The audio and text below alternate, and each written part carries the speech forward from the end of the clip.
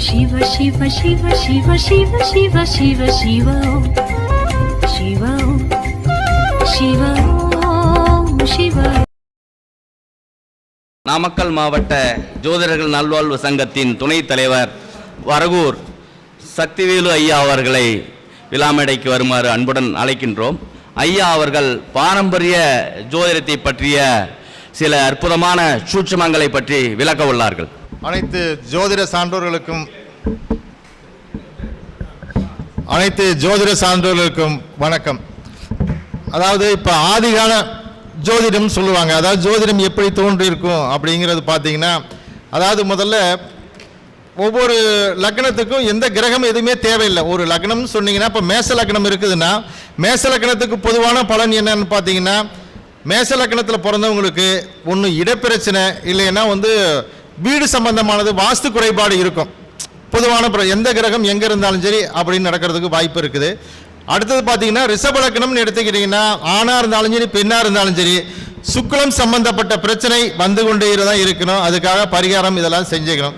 அதே மாதிரி பார்த்தீங்கன்னா, மிதுன லக்னத்துக்கு பார்த்தீங்கன்னா உங்களுக்கு கணக்கு வழக்கில், அதாவது தொழில் ஸ்தானத்தில் கணக்கு வழக்கு பிரச்சனை இருந்துக்கிட்டு தான் இருக்கும். அதுக்காக நீங்கள் புதன் சம்பந்தப்பட்ட பரிகாரம் செஞ்சீங்கன்னா அந்த பிரச்சனையிலேருந்து மீளலாம்.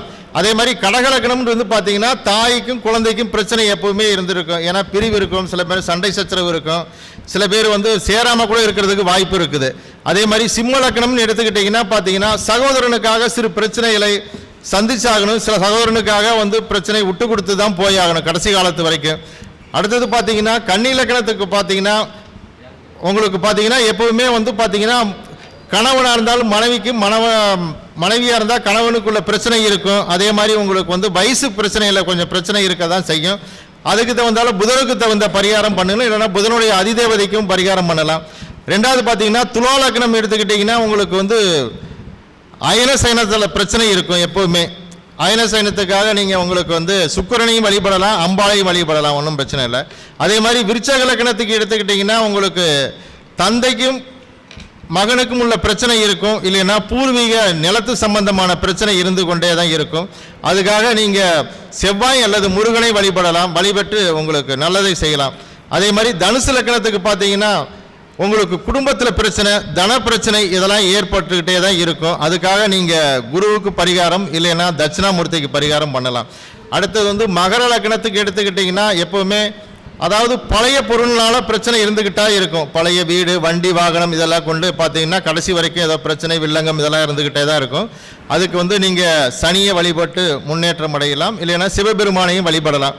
அதே மாதிரி கும்பலக்கணத்துக்கு பார்த்தீங்கன்னா, எப்பவுமே உங்களுக்கு டாக்குமெண்ட் சம்மந்தப்பட்டது, இதெல்லாம் உங்களுக்கு அடுத்தவங்களுக்கு ஏதோ உரிமை கையெழுத்து போட்டதுனால பிரச்சனை இதெல்லாம் வந்துக்கிட்டே தான் இருக்கும். அதுக்கு சனி வழிபட்டு முன்னேற்றம் அடையலாம், இல்லைன்னா சிவபெருமானையும் வழிபடலாம், ஒன்றும் தப்பு கிடையாது. அதே மாதிரி மீன லக்னத்துக்கு பார்த்தீங்கன்னா, மூத்த சகோதரனால பிரச்சனை இருந்து கொண்டே தான் இருக்கும். அதே மாதிரி தனத்தட்டுப்பாடு இருந்து கொண்டே தான் இருக்கும். அதுக்காக உங்களுக்கு பார்த்தீங்கன்னா, குரு பகவான் இல்லைன்னா தட்சிணாமூர்த்தியை வழிபடலாம்.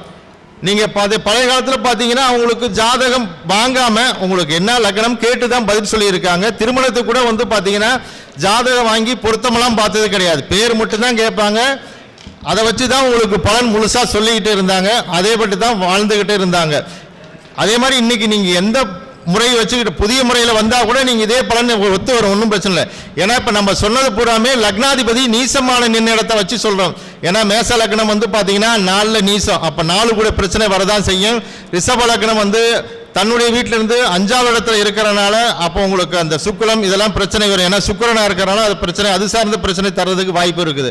அதே மாதிரி மிதுன லக்னங்கிறது 10ல் நீசமாக இருக்கார் மிதுனத்துக்கு, அதனால தொழில் வகையில் பிரச்சனை இருக்கும் அப்படின்னு சொல்லியிருக்கோம். அதே மாதிரி கடக லக்னத்துக்கு தனக்கு 5ஆம் இடத்துல விருச்சகத்தில் நீசமாகறாரு, அது சார்ந்த பிரச்சனை இருக்கும்னு சொல்லியிருக்கோம். அதே மாதிரி சிம்ம லக்னம் 3ஆம் இடத்துல துலாத்தில் நீசமாகறாரு, அதை பற்றி சொல்லியிருக்கோம். அதே மாதிரி கன்னி லக்னத்துக்கு பார்த்தீங்கன்னா 7ஆம் இடத்துல இருக்கிறனால குடும்ப பிரச்சனை, கணவன் மனைவி இதெல்லாம் பிரச்சனைன்னு சொல்லியிருக்கோம்.